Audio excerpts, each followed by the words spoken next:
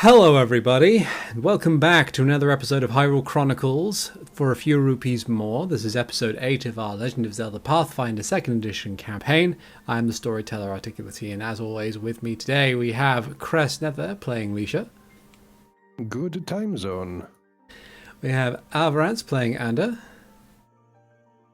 Remember, if you want to see some shenanigans that happened before the show, you could always join us on Twitch. Mm-hmm. We have RoboPirate playing Melody.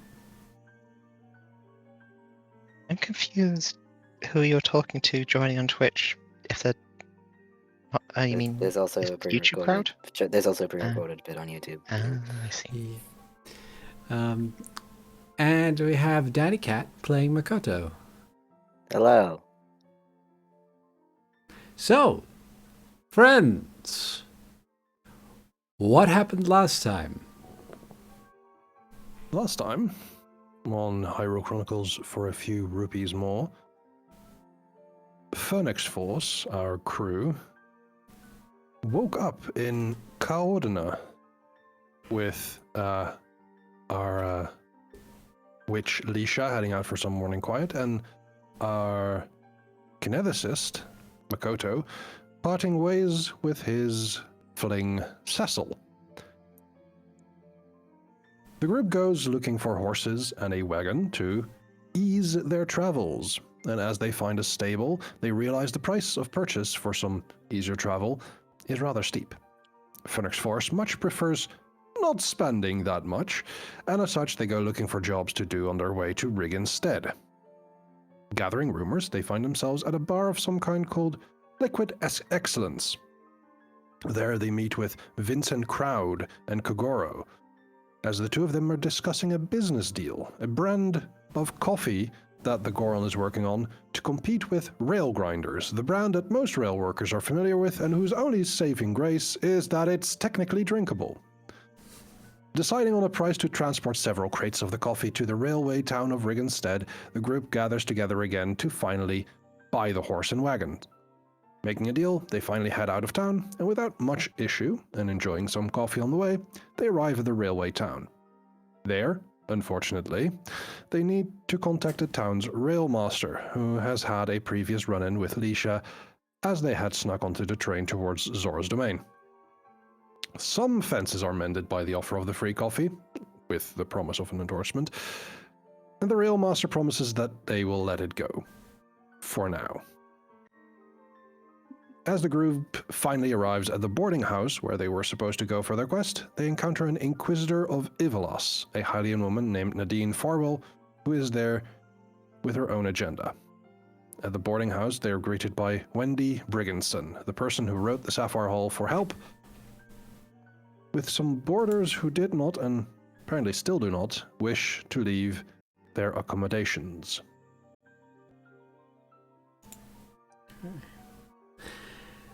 Excellent. As promised, your hero point. Feel free to keep it or pass it on to someone else if you wish to. I will pass it to RoboPirate.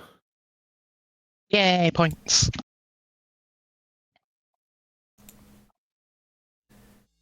Okay. So.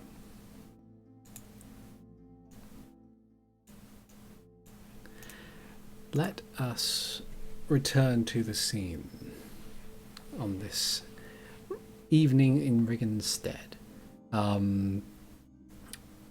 You are currently standing within the main room of the boarding house that is owned by one Wendy Brigginson, who recently had sent a request for aid in terms of dealing with some belligerent boarders who had stayed for a while, but are now seemingly refusing to leave.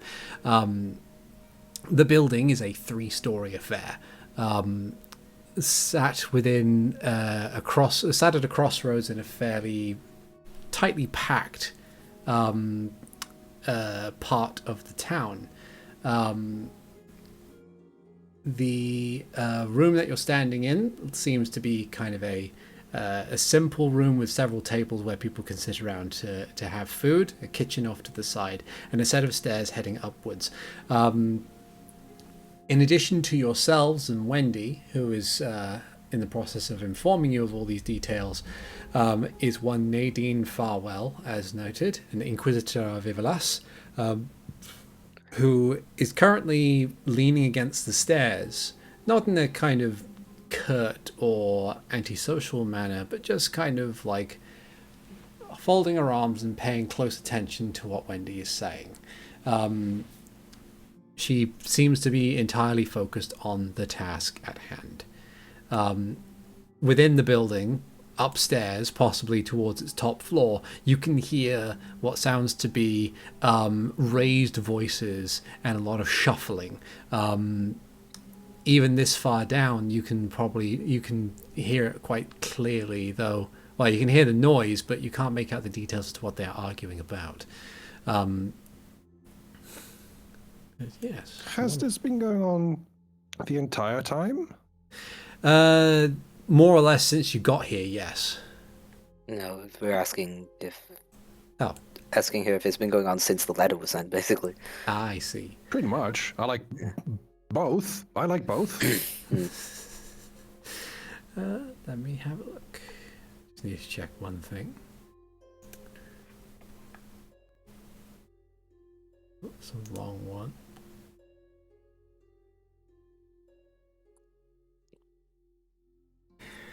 Okay. Wendy, who is doing her best to remain as composed as possible, tries to explain. He says, well, I mean, the four of them seem to be pleasant enough. Split the room between the four of them. There's only one bed, but they didn't seem to mind that. And then I guess over a couple of days, they started to, I guess, deteriorate in mood, maybe. I say one of the other tenants on the same floor as them had said that there was a fight of some kind, or at least they claim it was a fight. Checked in with them after working up the courage, I guess. They said it was okay, just a bit of a disagreement, no physical violence, nothing was broken. It's just been getting worse and worse. Yes. Mm-hmm. And they've been all locked in that room the whole time?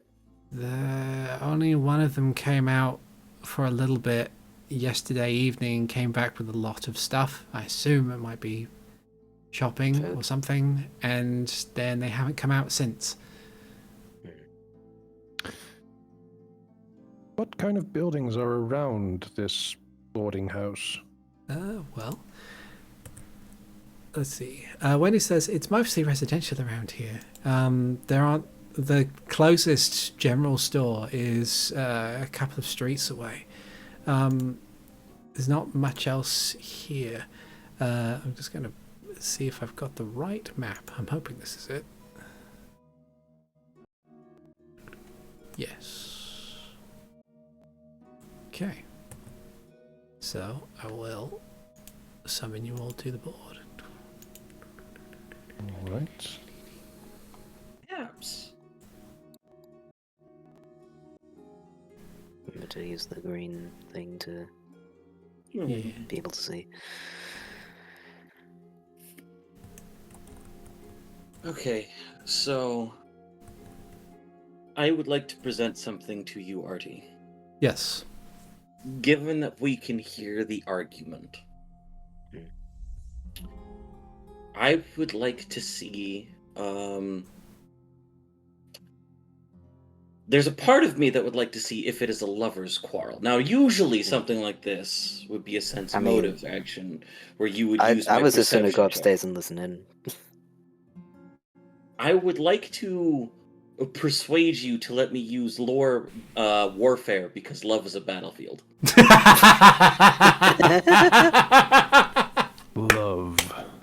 Love never changes. Can't let blue on the battlefield.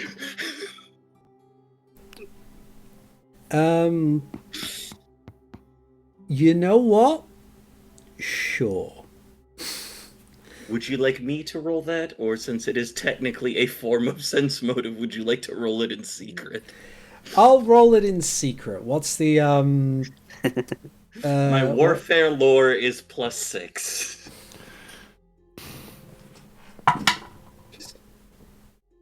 Okay. You kind of listen in, and this is one of the things where it's like, at some point during the conversation, chances are you probably would have asked Wendy if she can describe the four of them. Four individuals, roughly the same age, of different builds. 3 men, 1 woman. 1 women. English, hell yeah. But like, yeah, 3 male presenting, 1 female presenting, and they all seem to be of nominally the same kind of, I suppose, like class when it comes to adventuring. None of them appeared to be explicitly magical. They're all wearing basically the best armor that each of them could afford. They were all armed with melee weapons and crossbows. Clearly, if they went to the west with any discernible amount of decent stuff, it's gone. If they went with the stuff they have, it's still what they got. It's like, yeah. As far as you can tell, as she describes the personalities of the 4 of them, which are, she gives you their names, which would be Flynn, Rena, Lars, and Marcus. The 4 of them were, as she describes them, it seems that it's difficult to say that it is a lover's quarry. They're either very close friends or more familial than anything else. But even then, given most things, sounds like that sort of bond is kind of breaking down. Yeah. If they're adventuring types, they say they were with any kind of guild? Wendy thinks a moment and then shakes her head. She says, as far as I can tell, I think they just got on the bandwagon. A lot of the adventurers guilds, or at least the one in the Whitestone Academy here, has been around probably the longest as far as I could tell, with the exception of the Silver Scale Beacon in Sarkoza. But most of those were based off of different lines of work. From what I could tell, the Whitestone Academy is more of a mercenary sort of organization. It's mostly training people as if they were soldiers. And Just the hired hands to like guard or fight things. yes. Granted, from what I can tell, they are still about their prestige, but a lot of it is just based off of what they can be paid for. I don't know much about the Silver Scale Beacon in Sarkoza. I've never been to Sarkoza. I think they're more generalists. He kind of nods a bit. Remind me, where is the room specifically? Top floor. Top floor. And I let Renji out from my scarf. And so, okay, no, be a good boy and go and scout. Go, Renji, go. Yeah, You have a spare key for the room, or is it that they barred it somehow I'm from the not inside? sure. It's a very good question. I did have some spare keys. Just like a hand with your. There you go. Trying to put it on the windowsill here. Since you seem so, like, stressed by all this, do you mind if I take a look at the spare keys, see if one of them fits? Sure. And she'll take the. She'll take out like a ring of keys from a pocket and hand it to you. Nadine will kind of like think over this herself and think, perhaps it would be worth asking, when they returned, did they seem particularly excited about anything that they had acquired? I know that magical artifacts, while rare when being brought back, is still a possibility. There wouldn't be such a commotion about its regulation if there was not. Wendy thinks about it and then shakes her head and says, they seem more downtrodden than anything else. I did offer to see whether or not they would, if they needed the rupees, that they could get a job at the Deepstone Quarry. I know they always take their hiring policies are rather simple. If you've got the means to pick up a pickaxe, by all means, I'll hire you. But she shrugs.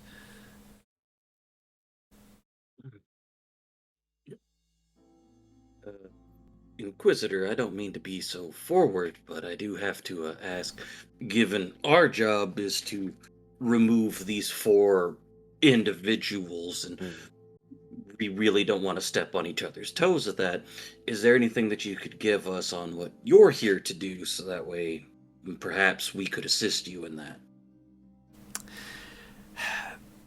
Well, yeah, mostly I am looking into aspects of Rumels. I believe a tenant here had informed me of some other aspects around here.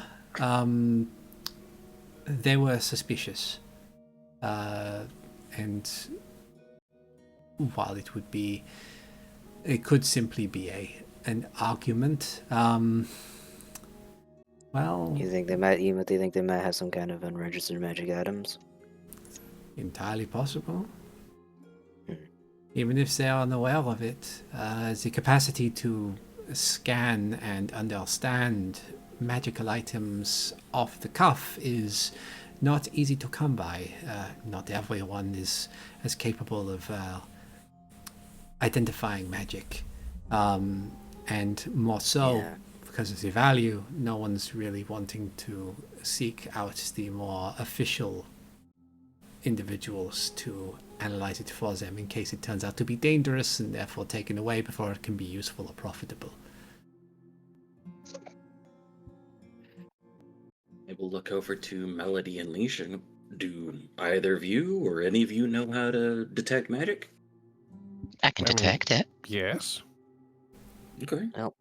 I guess we better start heading upstairs then. Actually, this works upwards, doesn't it?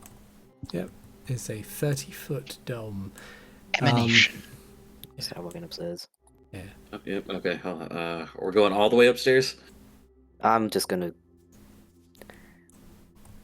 Okay, so before you head up too far, I'm getting onto the stairs, and I'm just putting myself there ready. Alright. I didn't say before you...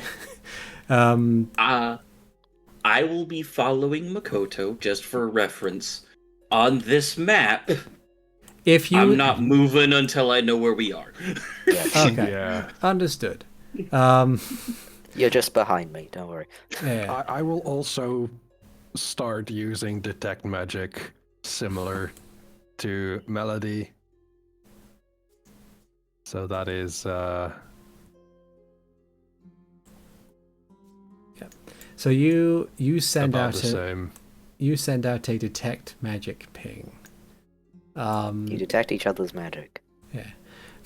Yeah, pretty much. Before we get there, however, we do need to cover what Renji sees, because Renji had scampered up the side of the building in order to get to the windowsill beforehand.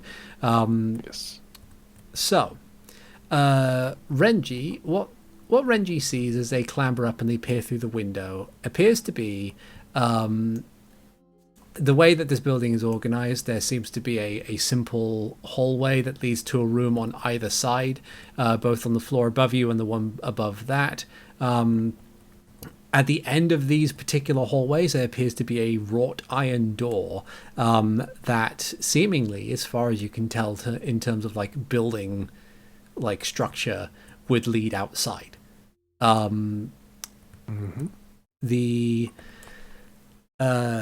What Renji sees, and hears a bit more clearly now, is this argument which, as far as Renji is concerned, sounds far more tumultuous than a standard row. Okay. it sounds as if there is some shoving and a bit of violence to go along with it. Outside the door in this place appears to be, or outside the door where this argument seems to be coming from, appears to be a middle-aged balding man who is just adding to the cacophony by banging on the door without having to break through and demanding that they be quiet. Okay. Is there any way for Renji to get to the window? Let's see. Here? This idea. Okay. So, as you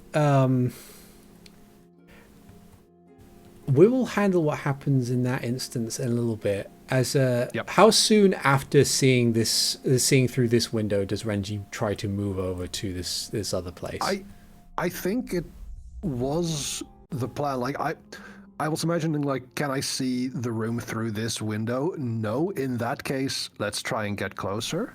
Okay. But with the sight of the man banging on the door, Renji would probably know, like, oh, that is where the tumult is coming from. Now, also, Renji does not have detect magic, but can sense life forms within 30 feet. Okay. If that's the case, then Renji can probably detect that there are 3 in this room, 1 in the corridor, 1 in this room.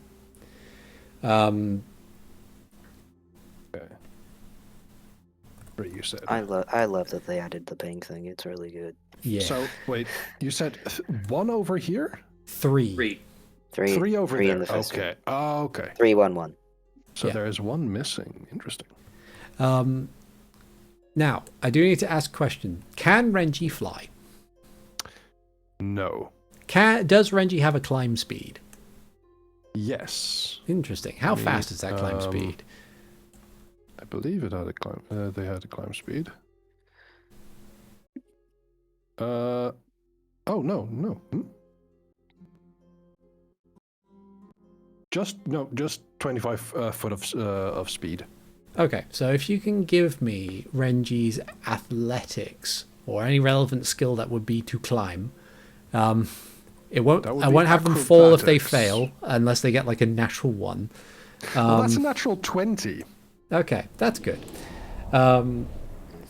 So with a natural 20, even with a natural 20, it's still a bit difficult, mostly because the walls are like cut stone and masonry. So, and you're able to kind of like dig your claw, Randy's able to dig his claws into the woodwork frame and kind of navigate that way, as if like in a video game where you can see like the vines on the wall in a silly little maze pattern that lets them go across it that way. You mean they aren't always yellow? They're not always yellow. Oh my goodness. No, this is Zelda. They're vines. Yeah. Yeah, you're right. This isn't Horizon Zero Dawn. Never mind. Yeah. So I want to say Renji manages to get to the corner of the building by the time Makoto and Anda are arriving at the top floor. On our way up, Yeah. I would like to ask Makoto, I don't want to make any assumptions. Really don't want to break this lady's door. Do you have a means to open it if the keys don't work? I might be able to figure something out. Okay. I say, looking at my thievery training.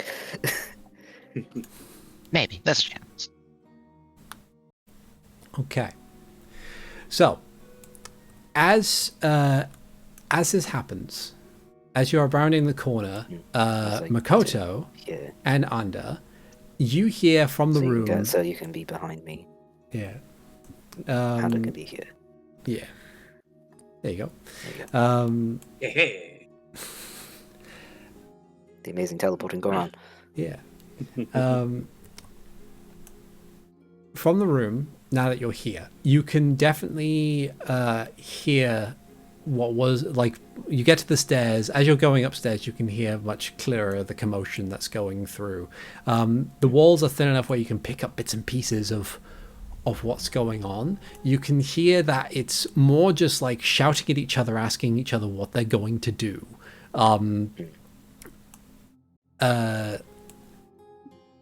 Give me perception checks based off of smell.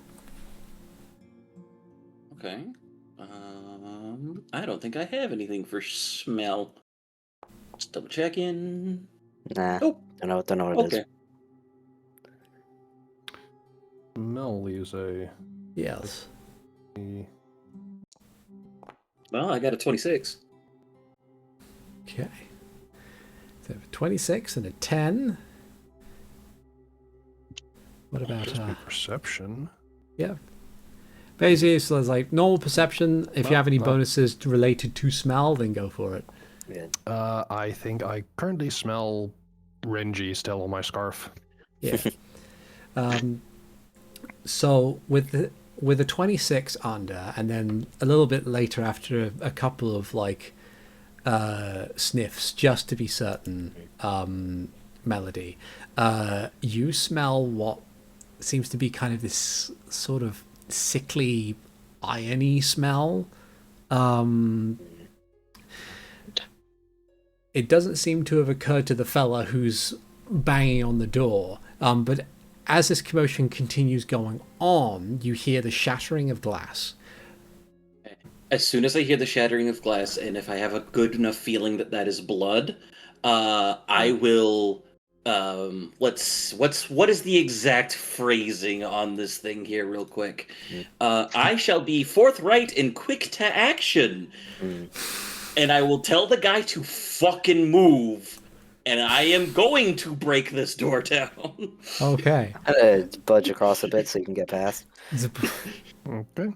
So the guy moves over to the corner. Oh, he's outside.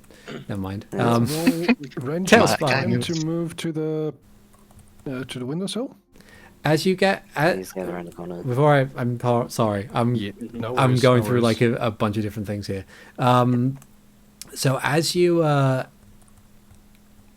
hear that sound and move to action, Renji on the outside, the shattering of glass appears to be the window, as two figures covered in a heaping mess of robes and like cloth and stuff, something that doesn't seem to fit them, leap from the window onto the opposing roof and like full dead sprint run over the roof and keep going, like bouncing from roof to roof to roof before like disappearing over the edge of one.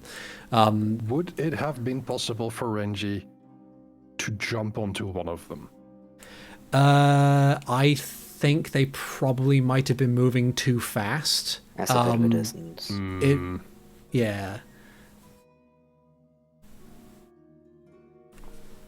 Because by the time because they're moving through the window seems to have been breaking the window. So you were around about, I want to say, here at the furthest by the time they broke the window here. Right. Yeah. Okay. But yeah, as you break open the door, you see inside what appears to be a greatly disturbed room. The bedding seems to have been like pulled off and stolen. There is a heaping bloody mess in the middle of the room, and this one person seems to be like hanging onto the bookshelf for support. He doesn't appear to be wounded, however, but his hands are covered in blood. I'm gonna try and get in the room Yeah, you Wanna can get let me past me. Yeah. so I can see.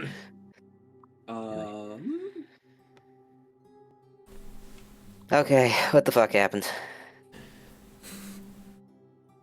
As I you say to this guy. as you ask the question, he doesn't appear to be paying too much attention. He tries to look in your direction, but it almost as if every aspect of his body is rebelling against him. He falls to one knee as he seems to try and be grabbing at his face and just groaning and borderline screaming in agony. Oh dear. Is there anything magical on him? As you've entered the room, you do pick up some magic.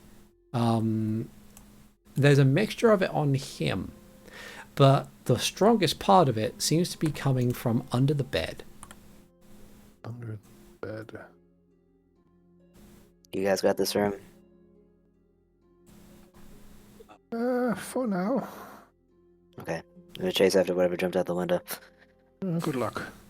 Gonna try and get around the blood splatter and Mm-hmm. jump across to the other. Okay, Take I'll take Renji a with sec. you. Alright, I will. elbow me over there. Thank you. I'm gonna try and jump across. Okay. Let's see. I think like a 10-foot jump, like for you, I think would be perfectly fine. Like, especially if you've got like a running start. So that's like, yeah. Jump over the blood and then over there because I don't want to disturb the blood. Yeah, that's fine.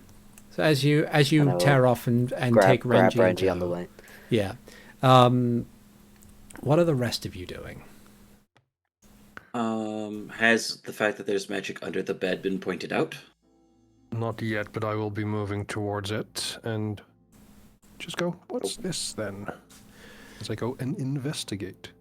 As you look under the bed, you can see that appears to be one singular item. It appears to be a goblet. One that is of fairly decent size, and the metal itself appears to be this kind of burnished gold color. Iconography on it appears to be akin to that of moths and other kind of insects. However, most of it at the head appears to be also caked in blood, as if it was filled with it. Oh.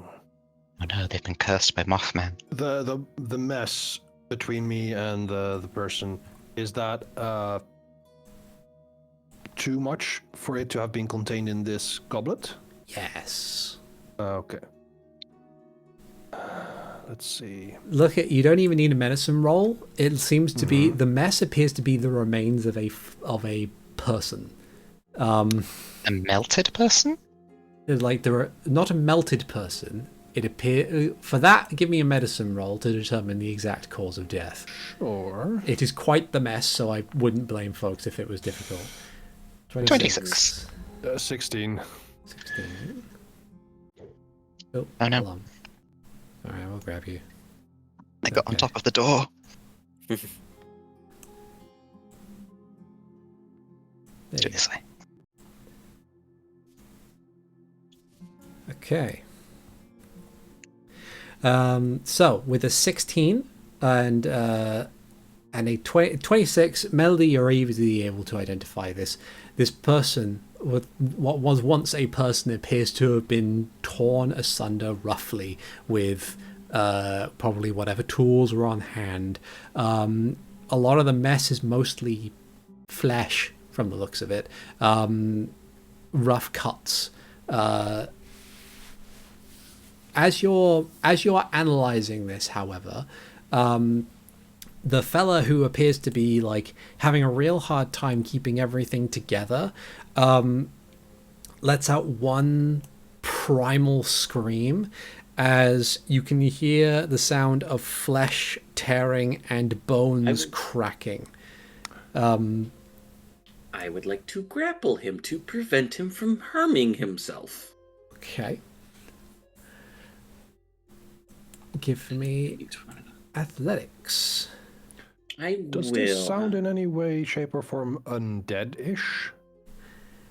Do you have lore undead? Do I have lore undead? I do not believe I have lore undead. What laws do you have? What's that? Terrain of Central Hyrule. Okay. Do you have occultism? Yes. I Okay. am trained. Roll that. Okay. 27 for a natural 18. Nice. Nice. So, with a 27 on the grapple, and because of your larger size, you're able to very easily wrap your arms around the fella and hold him in place as he tries his best to struggle against you. You realize probably a little bit too late, however, that the pain that is being caught, that he's going through, does not appear to be one that he is actively harming himself with. And Leisha, you're able to confirm as his body shifts, his limbs get longer as the flesh tears itself away, unable to contain it. The lower half of his face splits down the middle, and what was once a person's jaw becomes a set of mandibles. As you can see, Leisha, it appears that this man has transformed rather violently into a Gibdo. Oh. And I would like for some initiative to be rolled, if perhaps. Mayhaps, yes. Have fun with that, guys. Hello. Thank I'm you. fucking booking it after the other ones that ran away already. Well, it's occultism, so I have a 12 on that. Okay. And I'm also looking at a presume- spell that I have in Path Builder, but not in Foundry, so that is curious. I presume I can use athletics for initiative for a 23. That's cool. For 11 for Melody. Okay. Ah. 23 under. Alicia gets a 12 melody. Okay, cool. We will add Makoto to wherever they've gone. There they are. We'll add Makoto to the turn order, but keep him at the back until until they can join the fray themselves. But we'll very quickly head over to some battle music.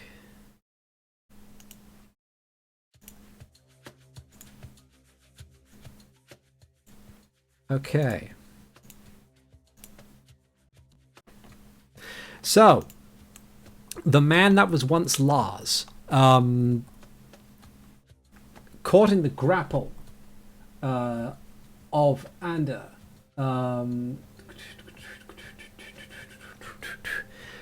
is going to let out an unearthly, semi-insectoid-like screech as he leans forward in an attempt to try and bite you with his new mandibles. Is this considered a manipulate action? I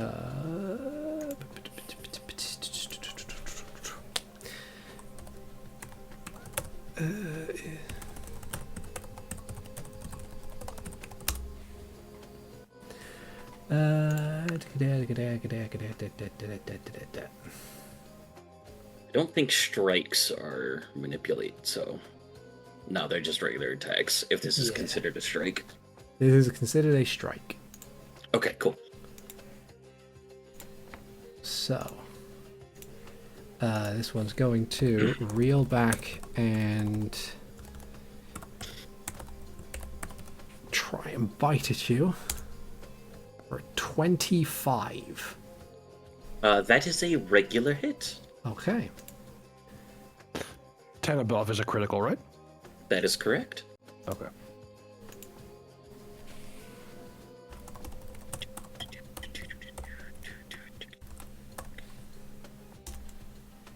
Well, 17 piercing damage. As he bites deftly into an exposed part of your armor.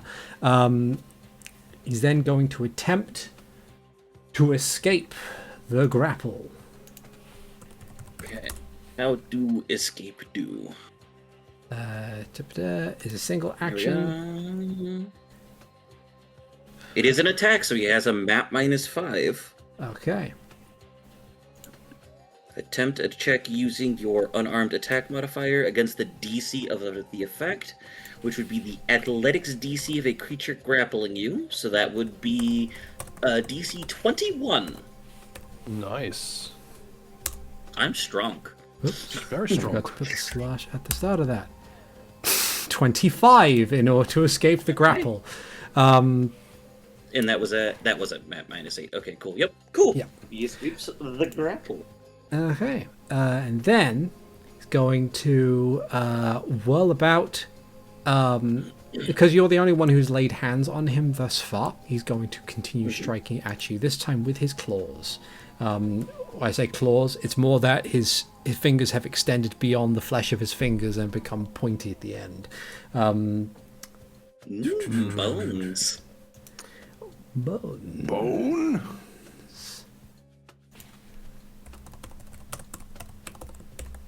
I think that's correct. Let me just check his thing. Yeah, that's the correct number. Wha. Does a 22 hit? 22 just is a regular hit. Okay. He's rolling really well. Rolling really well.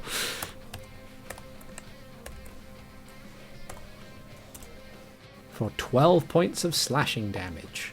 Oof. Okay. Okay. I'm doing Okay. my job. Don't worry about it. We're good.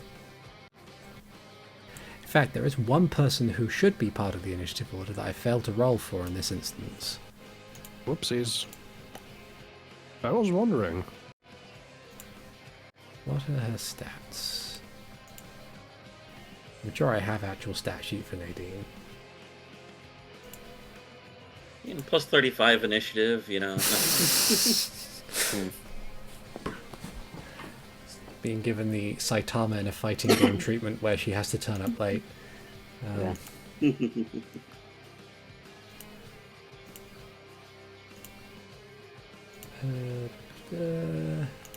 She a long-term NPC? Yeah, she is long-term NPC. Okay.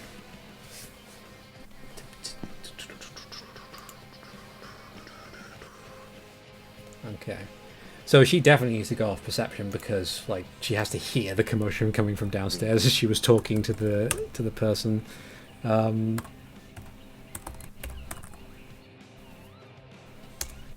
13, I believe that puts her here in initiative order, so we'll get to her in a bit. Just above me, I believe, yeah. Yeah. All right. Next up, Under. Hey, would telling the dude to get the fuck out of here or to safety be an action? This I will say no. dude.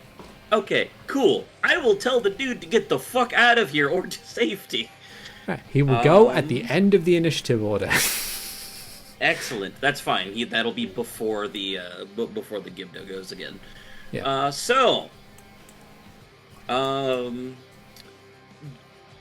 Anda begins channeling a fuck ton of magic. I shall start by laying on some hands to heal myself for 12 hit points. For the moment. Oh, no, that's damage. So that bumps me up there. That's one focus point in one action. For another focus point and another action, I shall use Shields of the Spirit, which allows me to raise my shield. And everyone in my aura, which will be 15 feet away from me, has a +1 status bonus to AC. And anytime an enemy makes an attack against the ally, the enemy takes 1d4 spirit damage. It only applies while the ally is in my space. But I believe, if I read this right, I shall actually use 2 actions to do that. And give Melody, since she's right there next to the goddamn thing, this benefit for a minute. So it still affects everyone around me until the beginning of my next turn, except for Melody, who it affects for a minute. Understood. And that is turn. Okay. Nadine, Nadine will move, hearing the commotion, will basically use all of her movement to get upstairs.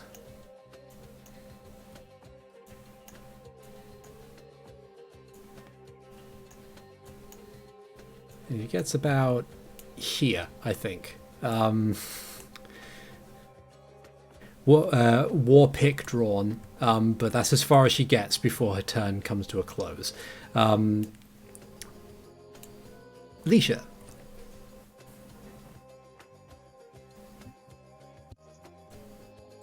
Sorry, was muted. I thought I had a bit of an issue with a spell that I saw in Path Builder, but not in Foundry. That was because I was using the non-remastered name. It's all good now.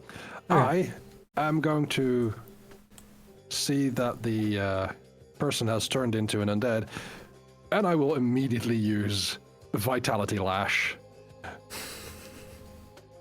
That is a save DC 17 Fortitude. Okay. Understood.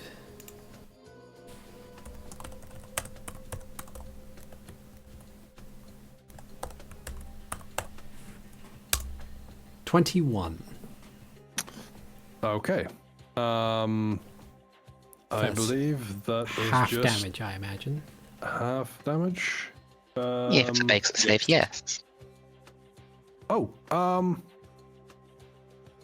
Wait, hold on.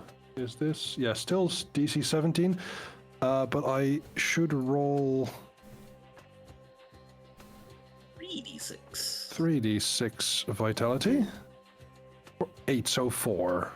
Okay. Interesting.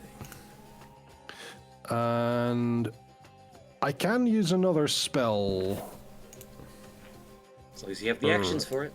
as long as I have the actions for it. Okay, good to know. For now, I don't think I'm going to be...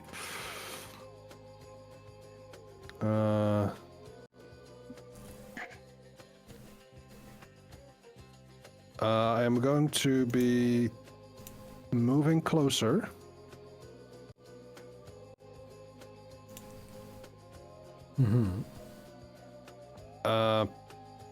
Well, actually, no, I'm not going to be moving closer because that is already an action. Never mind. That's it. Okay. You could recall knowledge. Ooh, right. Get more information on a Gibdo. Yes, that might be a good idea. Would that be an occultism check? Occultism? Yes. Sure. Recall knowledge. Occultism. Natural 20 for 29. Okay. You know that Gibdos are, while they are classified as undead, they are very kind of scarab beetle moth type creatures. There's an insect aspect to them. You know that after a certain period of time, which could take days, Gibdo can acquire insectoid-like wings that will enable them to fly. They find themselves drawn to more arid environments, or they're found in more arid environments. It's unheard of that people can be turned into Gibdos in this fashion. Usually it's a different method by which Gibdos are created. But in this instance, you would know that they are particularly prone to, despite being in more arid areas, they are particularly prone to being set ablaze. This is typically because they dry out very, very quickly and become quite brittle. Okay. In that case, I shout, Makoto, and then realize that he's not here. Yeah. Melody, they're afraid of fire. Okay. And that's my turn. Melody. Let's see. think what Melody will do is... What's the distance? It's 15 feet. If I do ruler... So I'm going to get it there. The first Melody was just going to move away, because she doesn't want to be bitten. And then I'm going to use my focus spell to send out a sudden wave of golden flames upon the Gibdo and upon Anda. Oh. Yes. Rejuvenating flames. Basic reflex.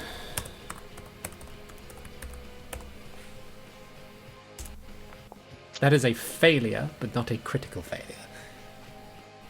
Close, Okay, though. how much damage is this? So it's heightened 1. When do I get the +1 for heightened 1? Right now, every time that your spell stuff goes up, it is that. It's that level. So, So the +1 means spell level, not like Yeah. actual level. yes, Mhm. yes. Okay, so it was a level 1, so it would be +1, so it should be 3d4. 3d4 healing and 2d4 damage. No? Oh yeah. Yeah, enemies Or in the does it area take automatically update the healing? It should. So 2d4. So that's damage. Sorcerer's Potency, does that actually apply to this? Choose to have either you or a target of the spell gain temporary hit points Spell equal to slot. the spell's rank for 1 round. Yeah, this is not, I think, from a spell slot, because focus spells don't count. These focus points instead. Yeah. Oh,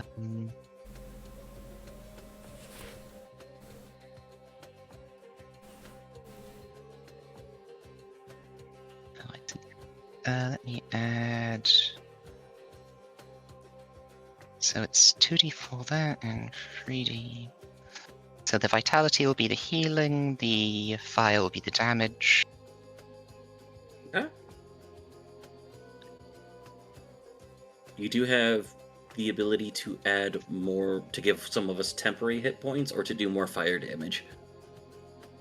Can I do more fire damage to it and give you temporary hit points? You can pick one or the other. According to the I'll magic, deal I'm more assuming fire it's damage one. to it, so that's an extra 2 fire damage. Okay. Okay, so that's... Did you roll the damage on your one yet? Ah, there we go. So that's 6 fire and 6 healing. 6 fire, 6 healing. Interesting. And Anda, you get a +1 status bonus to fortitude saves for a minute. Woohoo! As you watch as the flames wash out, under you feel your wounds knitting themselves closed ever so slowly, while the Gibdo in turn seems to reel back from the fire, and its already kind of bloody appearance seems to dry up rather rapidly, and it seems visibly quite brittle. Whatever resistances it may have had, you believe that it will probably lose them, at least for this next turn, after since it's taken this damage. Remarkably, yeah. I have no fire cantrips. Oh well. Okay. Makoto, while you're on the roof, feel free to give me a perception check to hear the eruption of flames behind you as you move out.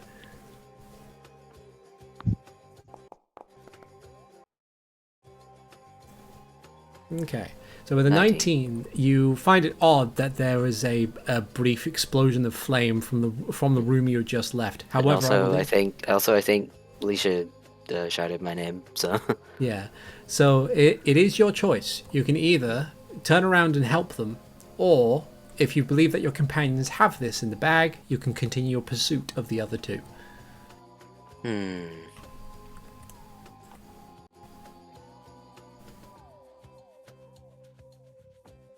I look at Brandy and say, "Did they got this?"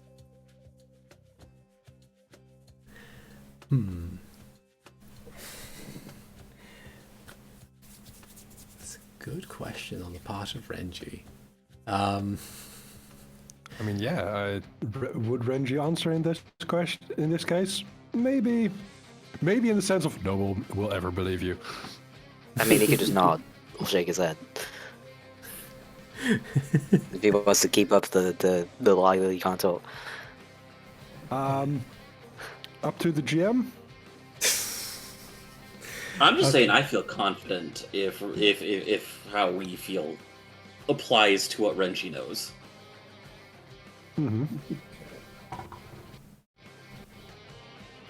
Renji says that it believes that they've probably got this. Okay. I'll continue following whatever traces I can find. Okay. Excellent. So you, like, continue heading on out. I'm just not moving because there's not much map left.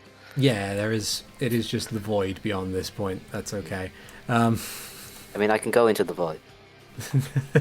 If there's ever anything that Renji can use a 1-point action on, he can do that.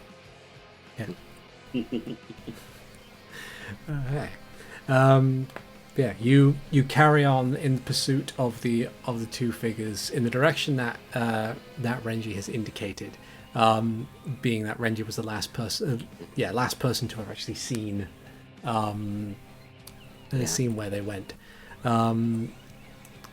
Okay. What's your movement speed?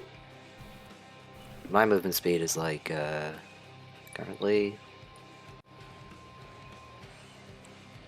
35. Actually, I think Renji would make a perception check whilst running with Makoto. I just threw myself into the void. I didn't like calculate how far I was going.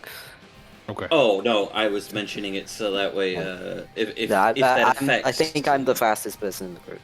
Probably. Oh, by far. I was just wondering if you were faster than the enemies. Oh, only a 13 on perception for keeping an eye on the two that escaped. Okay. Would you like to make it fabulous? Not Can you right do that now. for that roll? Okay. Yeah, you can It do is a one of roll. his rolls. Yeah. That's the case then with a 13 where you can see like the Do you figures like kind me of to make a check to see if I can continue seeing them? yes, but it will mean that you'll be moving slower because technically you're taking an action to seek. I'm willing to do that if it keeps us on track at least. Yeah, okay. At least for this turn. Yeah. Okay. With a 20, Renji loses sight of them a little bit, but with the indication as to the general direction, Makoto, you're able to see the two figures kind of bound across rooftops before disappearing down the side of a building and into the street below. It's quite the distance that is between them and you by this point. But Yeah. And after that, Makoto will speed up. yeah. Okay. The man who was once Lars. Let's see. Oh no, now he has a name. Lars is going to whip out a claw at Anda once again in an effort to strike in some desperate flailing. Okay. A 24? 24 hits. Okay.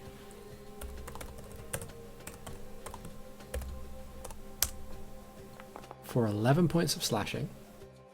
Okay. Then, perceiving where the most horrific aspect of damage has come from at this point in time. Oh wait, hold on, before I get to that, this guy, because you have told him to move, is going to use all of his movement to...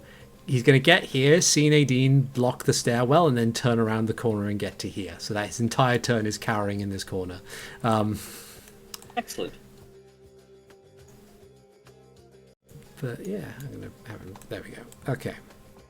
Then, Lars is going to on his turn, he's going to use an action to move here,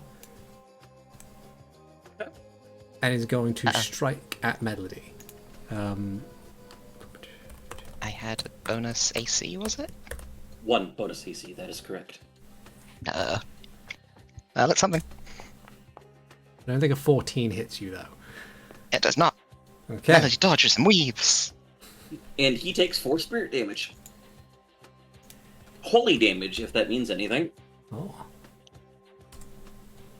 Actually, it may well do. Okay. But yeah, he, like, amidst going up like kindling, is going to scrabble and slash at you as best he can, hitting his hand against the door, but is unable to land an appropriate strike. Under. Excellent. Now he's off guard. So let's see. I've got that. So with the exception of Melody, Shields of the Spirit ends because my shield drops. I shall raise my shield again for 1 action. Taking a look at my other actions that I got, just making sure.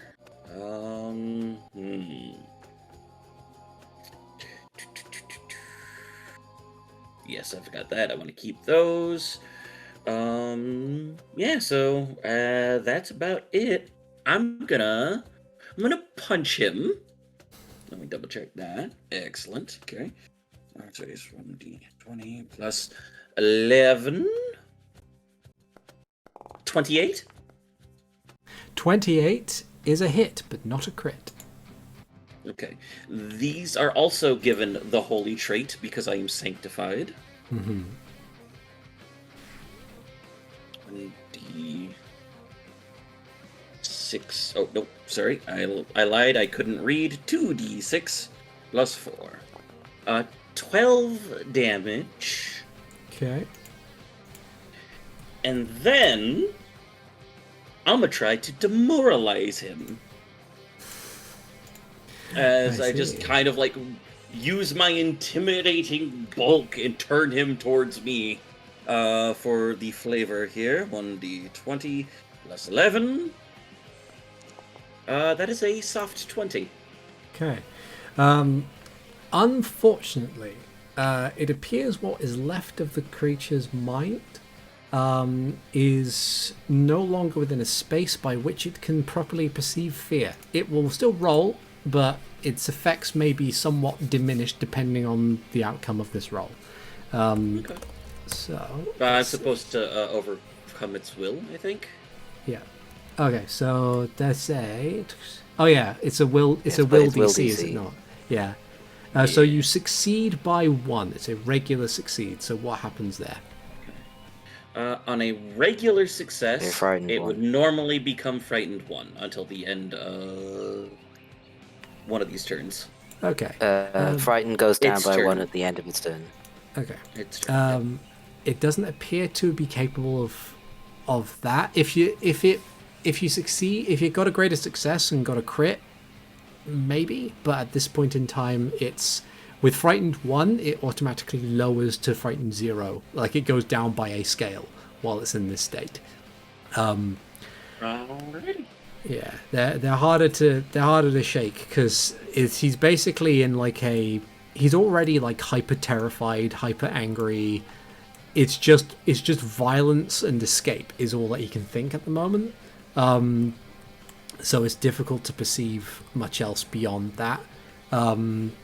But yeah, hopefully it'll be able to be skewered later. Does Nadine have loud armor? No, she's wearing leather, but she is carrying like a staff and a war pick, so you could, and she's not exactly light in her step, so you can probably hear somebody tromping up the stairs on the way up. I will then shout out to the person tromping up the stairs, given that I don't entirely know who it is, so I have a guess. This used to be one of the people in this room, and that'll be my turn. Okay. Interesting.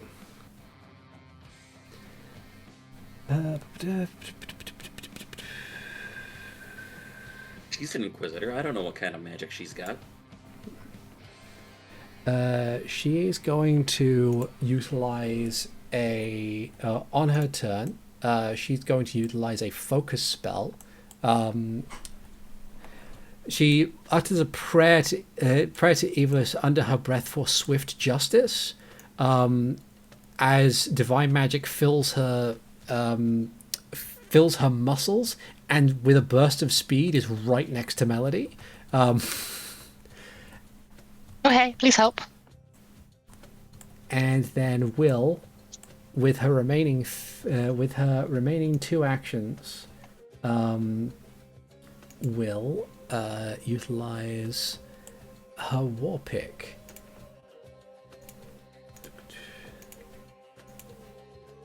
Okay. Just need to. At some point, I'm probably gonna have to invest in either an additional monitor or a stream deck or something, so I can press a button to have a tab or a window come to the front so I know what I'm doing.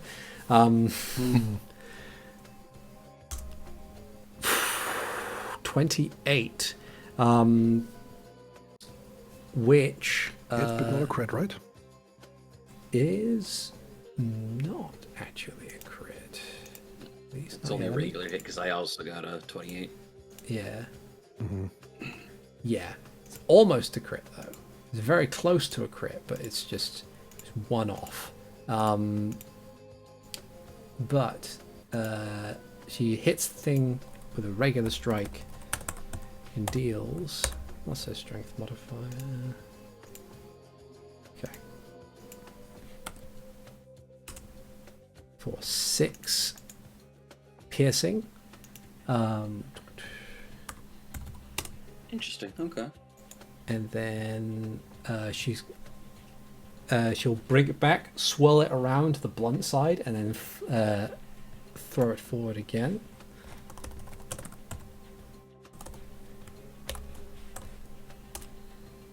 For 25. For 6 bludgeoning damage instead. And Quick that is- question. Yes. What equivalent...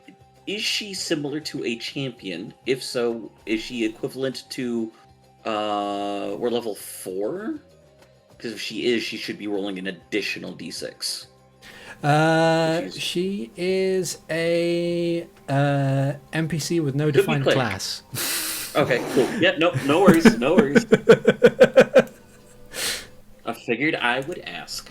The answer to That's that question okay. is, I don't know. I don't want it to be in instances like this. I don't want the NPCs to if they're going to be helpful. I don't want them to be out DPSing you guys. Understandable.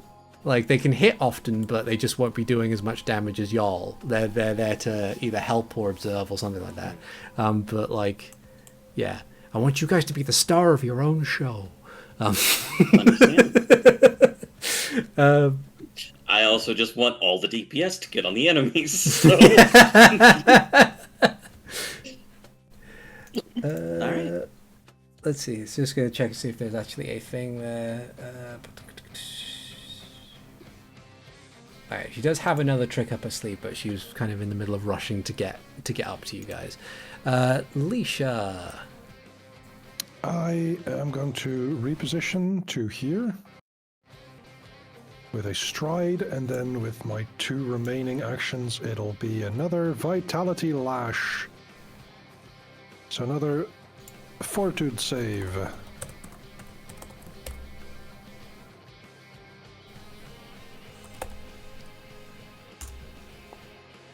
Failure. That is a failure indeed. So 12 points of damage, and it is enfeebled until the start of my next turn. Excellent. Enfeebled 1. That's only critical fail. Oh, right, sorry. No, yep, disregard. Yeah, no worries. Still decent damage, Take a though. bunch of damage. And also, Renji with Makoto, how close are they to the fleeing creatures? Still a distance away. You'll probably get to the point where they dropped off the buildings into the street on their next turn. Okay. That's my turn. Okay. Melody. Okay, Melody, seeing this thing up in her face, trying to claw and or bite her, is going to square her shoulders, and I'd like a basic fortitude save, please. Okay. 25. Okay, it gets, let's see, so, roll damage. So it's 2d8, plus sorcerer's potency, plus fire damage. What was the, I think the damage was +1, was it +2?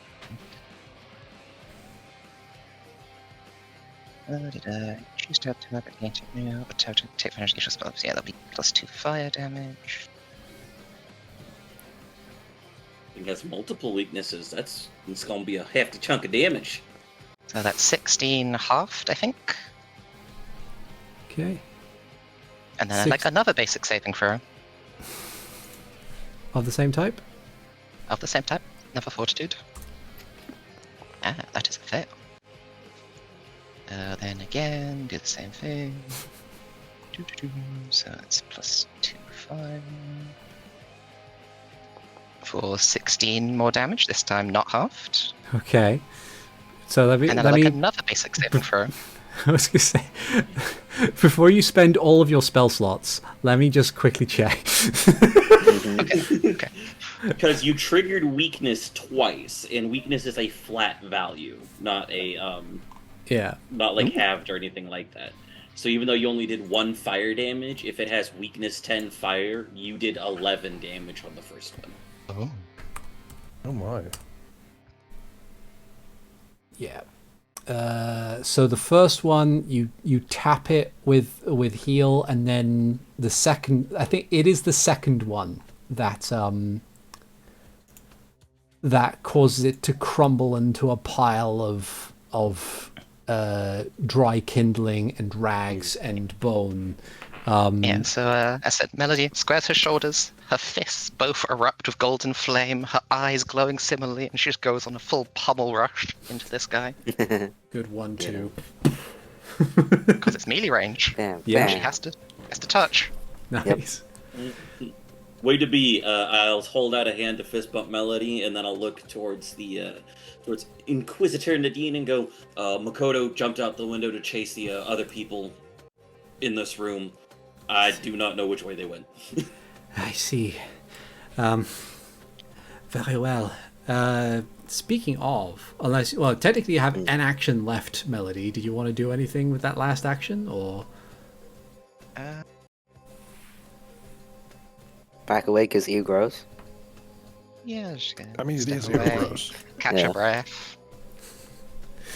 Okay. Not exactly the type for doing boxing. Yeah. But it's so fun. Anyway, it's my own personal biases aside. Okay, Makoto. It has led to two particularly odious people getting their asses beat last week. Yes, absolutely delightful. I want to Yeah. save the image of one particular boxer just as he's about to deliver that last right hook, because it's the most shit-eating grin I've ever seen, and it's great. Yeah. Melody just there going, "Oh, I don't know what came over me. I just was imagining a really annoying guy."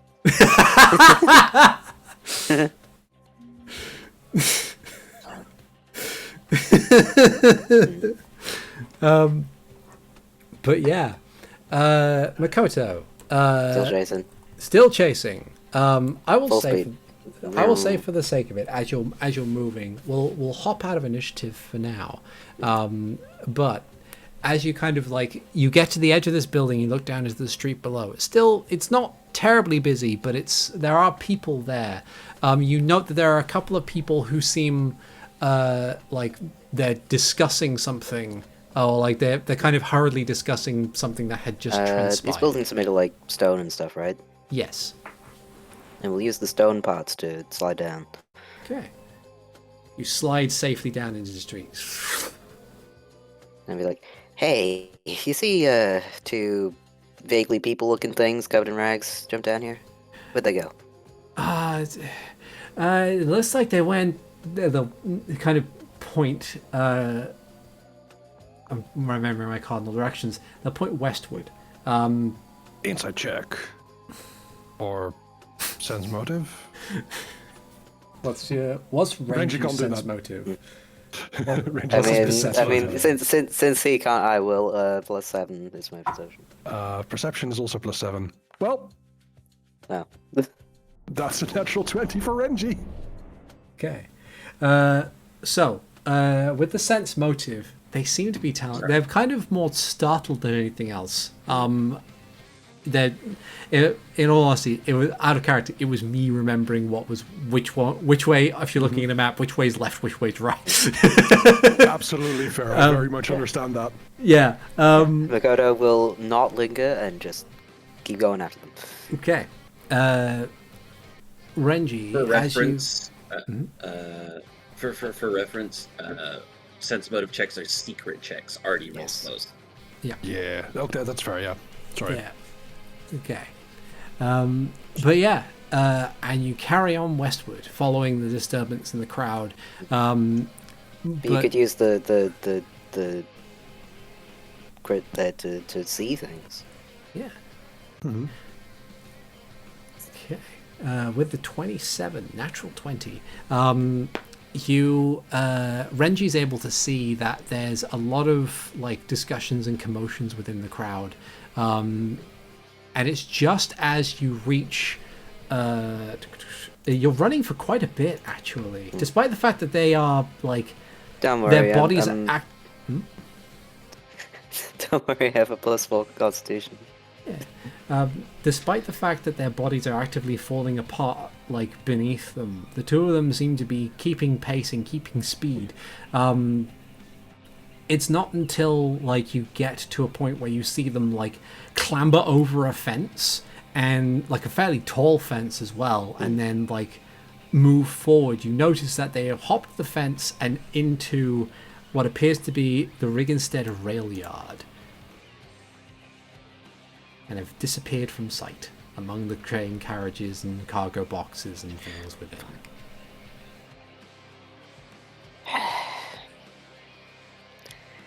I'm gonna have to go play nice with the Railmaster.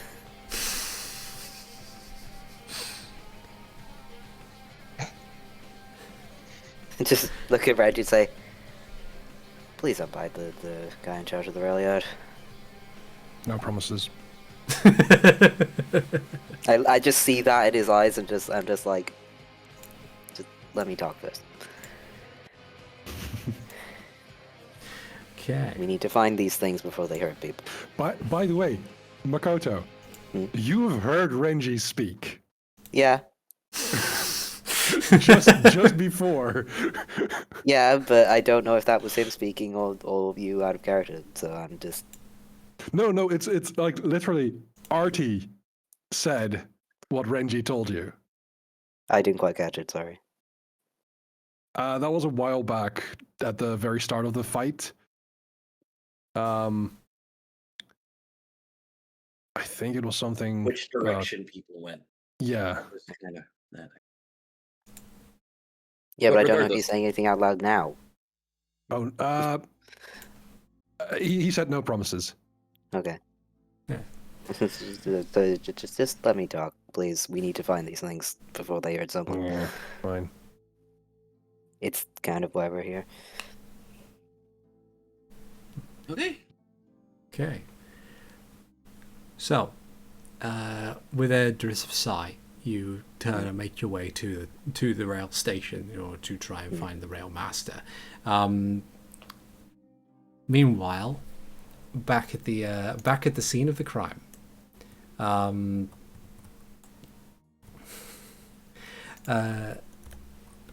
as you are now kind of caught in a room that is filled with a mixture of the smell of blood, as well as burning rags and bone. the distorted corpse of what was once a failing adventurer lies on a burning pile within the doorway of this room. The window outside has been summarily destroyed. And mercifully, there is a bit of quiet. Technically towards the end of initiative, with Nadine out the way, this fella has made a sprinting escape outside, heading downstairs and out of sight. I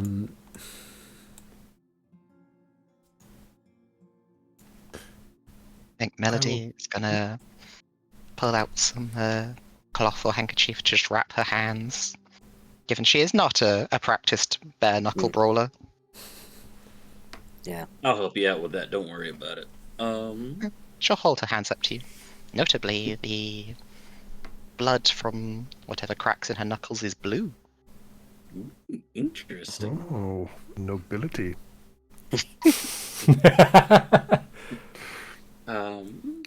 So the first thing I'm going to do is just lay on hands myself again. That should get me just about up to full. And then I'm going to... Okay, so... did I notice that Leisha found something? Before everything went down? I will show it as I... not with bare hands. I take some of the sheets from the bed and grab the chalice with it. Okay. You pick up the chalice and you present it to Under. Yeah, this thing doesn't. It looks like a kind of a wide brimmed, like big goblet. Like kind of. It looks as if if you were to have a goblet and it'd be a pint glass sort of size. It's completely caked in blood. That blood that hasn't had the time to set just yet.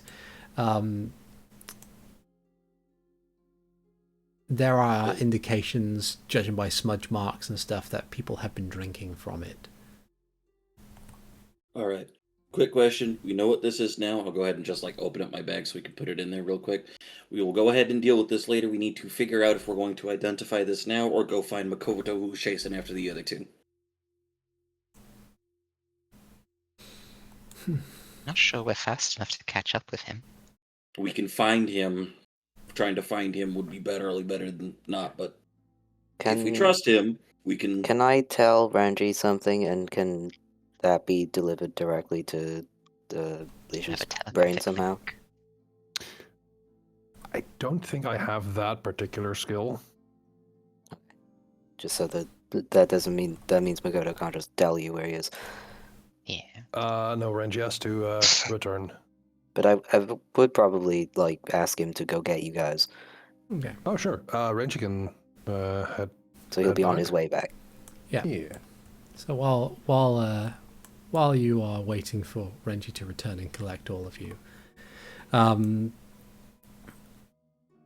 Nadine will kind of kneel down to examine the body. Her eyes close briefly as she says a prayer, and then she stands back up and then rather cautiously steps over the body in order to get into the room there.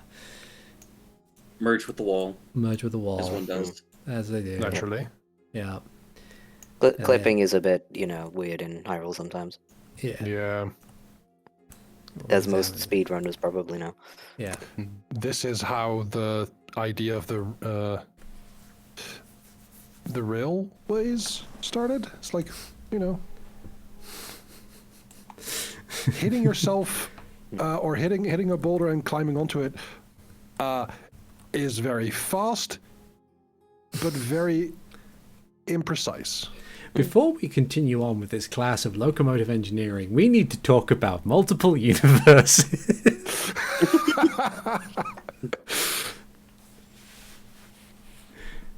Yeah. She'll examine the remains of the other one here, and then kind of shake her head, say another prayer, stand straight, look over to all of you and say, this is,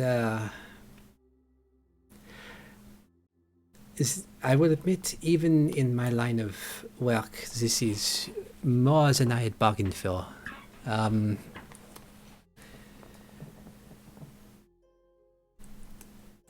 Very rarely is it that these rumors of magical items, especially nefarious ones, bear any fruit. Well, this does definitely look like a nefarious one. Do you want to identify the cup and try to get more information then? I wouldn't know how to start with doing that, but we might as well get any information we can. If you have the means, then please proceed. The identify magic skill. Or action. Oh, You hold can on. use one of your magic use your skills, whichever one spellcasting. is relevant. It's Arcana, Nature, Occultism, or Religion, depending on what you got and what is It's probably appropriate. a gold. Sure, let's go for that. It does imagine take you 10 have a minutes. I think by that time Renji will have returned and I would be halfway through. Yeah. Okay. 21. Okay. Cool. I will I'm roll going to refocus and get 1 focus point back. I'll roll Arcana to also try to Um, identify it, if that works. The GM sets the DC for this chick. Okay. With the 21, as far as you can tell, clearly this is meant for some kind of more ritualistic purpose. It also appears that the item does require imbibing of the blood of another living creature. Perhaps they were being a bit too over-enthusiastic, considering likely who they used as a subject for it.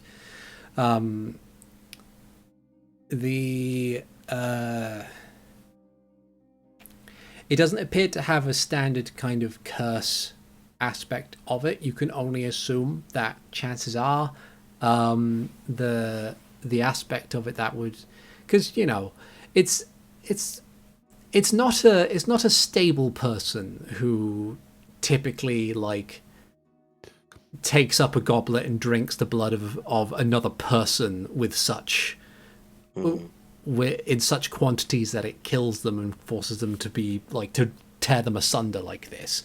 You're right, horse girls don't do this. It won't turn you into a horse, it'll turn you into a gross bug person. Yeah. Well, you can't be stable. But as far as you can tell, maybe there's some maybe there's some aspect of it where at a lesser dosage it would provide some kind of benefit without actively turning you into a Gibdo.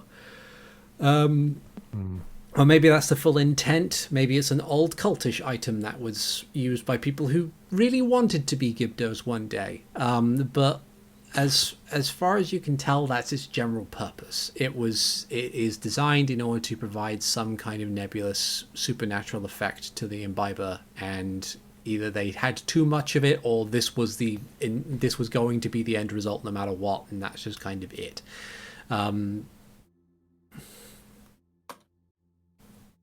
I will also refocus.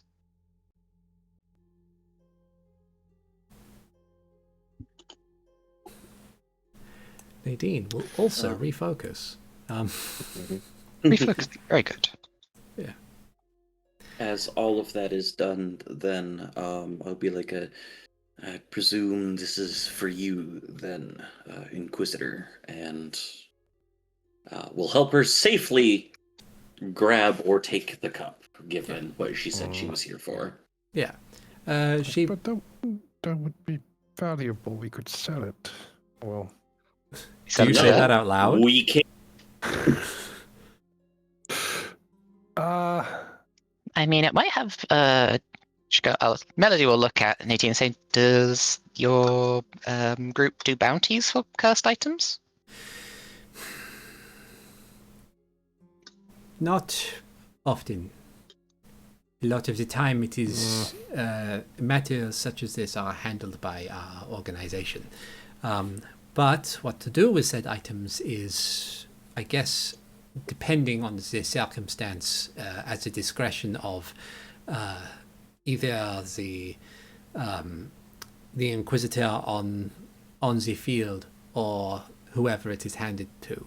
And she kind of looks at it, sees like the smear, like the coating of blood and everything, and kind of like eyes narrow slightly, and says, "This, at least in my professional opinion, needs to be destroyed. However," and she kind of like gives a glance over each of you, "it will not come immediately, but I can at the very least try and talk to my coordinator in order to negotiate a reward. If there is a place by which you are staying for a long period of time, I can have the funds sent there." What was the town that we have our quarters in Yotana. Yotana. Yeah. Understood. Under the Sapphire Hole. Where is she from again? She didn't say. She sounds Zora Domaini. Well, I meant like, as in not like origin, as in where was she organization. sent from. Yeah. She is straight up from the Church of Evilas. She is a Evilisian Inquisitor. In a lot of these instances, like they're largely self-employed for the most part. Basically you can become a part of the church. And she said she was here following rumors. Yeah. She it was has more. I was thinking that we are going. Where do we put it again? Was it no? It was in player notes. Handouts, letters. That's what it was. I was going to say the second place that we were going to is at the Royal Hylian University, and I didn't know if where she's going is near that because we could just meet her there after we take care of stuff here. But it just might be easier to go to Yotana for it to go to Yotana. Yeah. So. Probably. Well, if you bring that up, because like as she tests the physical qualities of the goblet, wanders very casually over to the window, looks down, sees a stone on the street, and says, "Well, Miss Brigginson downstairs, she mentions that there was meant to be 4 in this room, and there was only 2. You mentioned that one of your companions, who is also There not here, were 3. There were the 2 that ran away and the one that we just beat up. And the pile of goo on the floor. Yeah, pile of goo on the floor is also number 4. She says, your companion has given chase to the other 2. Yes. And I think at this time you can see Renji kind of scurrying up into the windowsill. I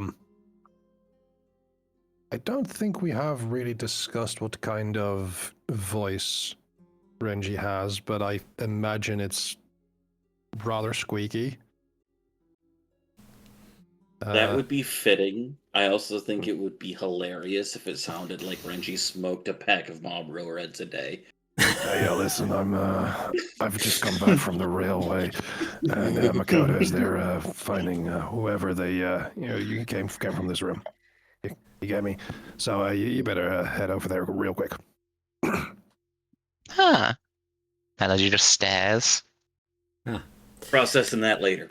Okay. So Over to the now railway. you talk? Well, there's no times like the present, and she will like put the thing in a bag, the goblin in the bag, make sure all of her stuff is ready, and like look to the rest of you and say, "Lead on."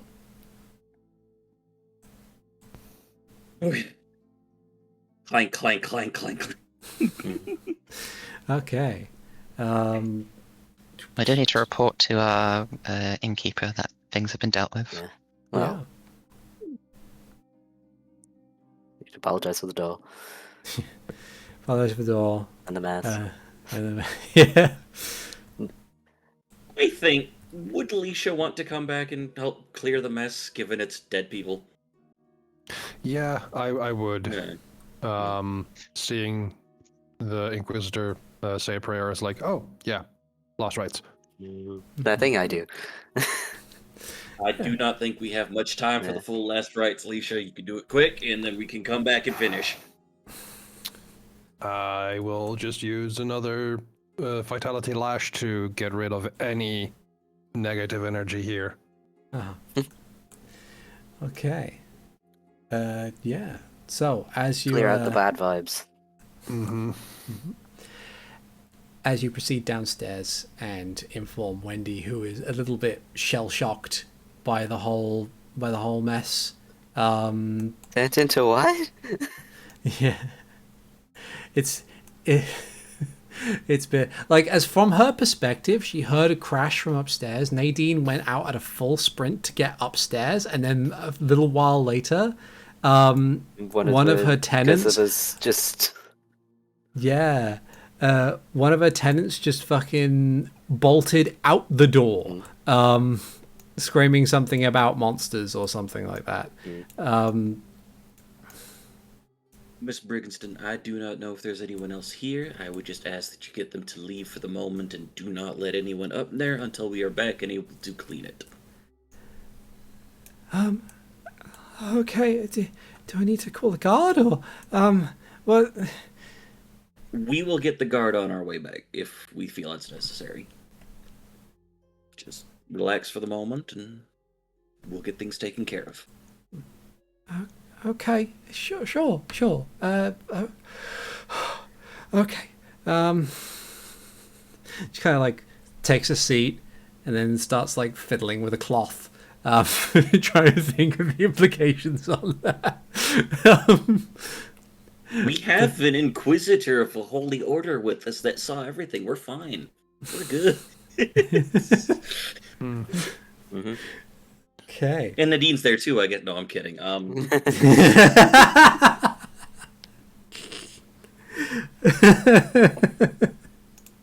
not going to give myself a rank. Mm-hmm.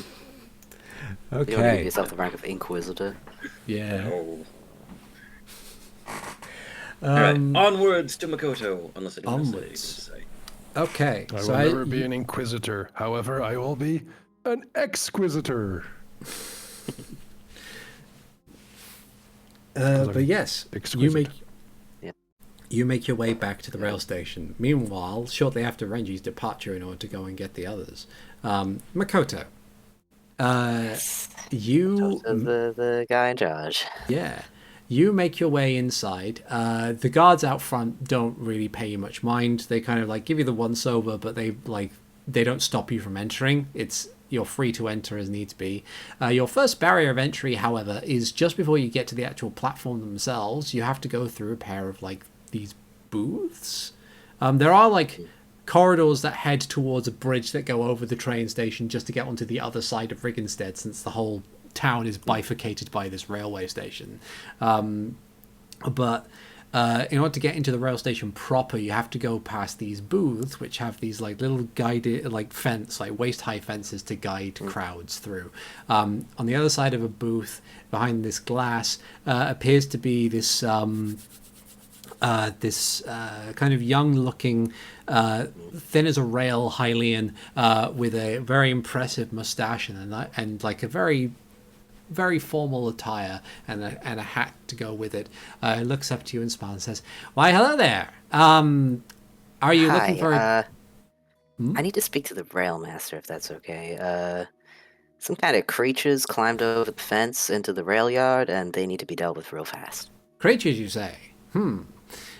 Yes. He kind of pinches his chin and thinks a moment, and says, "Not to get too into details into what they are, but would they have? When you say creatures, are they like what are they? Aracuda or Skulltula or?" I don't personally know. They were humanoid, kind of maybe a little bug looking, wearing rags. Huh. That Might is have weird. been people once, but not anymore. Well, I can certainly tell the railmaster and get the guard on the case if that's Since I know exactly what I'm looking for, would you mind if I help find them? I guess. Give me a second to go and get the railmaster. You can talk to him. Okay, thank you very much. And he will, without the urgency that you believe the matter demands, get up from his chair. He'll put like a little placard in front of the thing to say "busy," and then like. And I would say, as he's getting up, say, "Oh, by the way, I think these things eat people, so." Oh. Okay, he'll hurry a bit more as he heads out the booth. Thank you very much. Yeah. And then after a moment, he'll come back with the railmaster. I'm going to see what temperament he's in. Mm-hmm. You did just see Leisha. Yeah, so he's in. But I'm not Leisha. He's of a mind in this instance to be of as reference to kind of like retail or working in any kind of capacity where you have some kind of customer interaction. There's a mentality that like management kind of has, which is something that I was told by like person I worked in retail and stuff like that, is you have a choice to make if someone's brought some troubling news or is speaking to you in a relatively negative tone of voice. You either approach them behind the counter or in front of it, and that determines how your interaction goes from the rest of that time. The railmaster has decided to do so in front of the counter. They come around the corner through in the other side of the booth and meet you without any barrier between you. Their eyes kind of widen a bit as they see you having recognized you from earlier that day, and like looks around you to see if Leisha is with you at the moment, and then just looks back to you and says, "What's this about monsters?" Look, I apologize for all this. Some creatures broke out of what's the building called? A boarding house. The boarding house that we were investigating earlier. We mentioned that. They ran across the rooftops and jumped into your rail yard. And we need to find them before they hurt people. If you want to send people with us to make sure that we're not getting up to anything bad, that's fine. But we'll have to ask that they stay back so that they don't get attacked by the monsters. Roll me a diplomacy. Oh, I'm not good at that. I believe in you. Any circumstance bonuses I can get? I'm gonna be honest. If there was I don't think there'd be any circumstance bonus at the moment. If there was going to be anything, I'd say there would be a circumstance penalty by being associated with Leisha. And if it wasn't for the fact that if it wasn't for the fact that someone has basically turned up and someone of his subordinates has said, "Hey, there might be something dangerous in the rail yard," this might, on the face of it, to one stranger to another, might sound like someone trying to play a distraction while someone does hop the fence in order to get a free train ride again. I am deliberately standing so that he can see the fence. Yeah. So let's go. So deliberately not hiding anything. Regular roll. Let's go with. I have 3 hero points. Yeah. I will use one. That's better. Okay. +0. With a 17, he seems a bit hesitant, but he says, "If you insist, but we will be sending an escort at least That's to." Fine. Yeah. Wouldn't expect anything less. How many did you say Just there have to- were? 2 of them, and just waiting for my friends to catch up. Right. Okay. Well. It shouldn't be Alright too long. then. Okay. And I'll kind of like fold his arms a bit and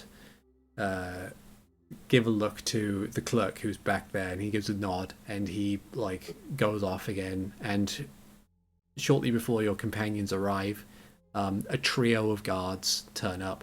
These are not necessarily town guard. These are very much kind of like the security of the rail yard.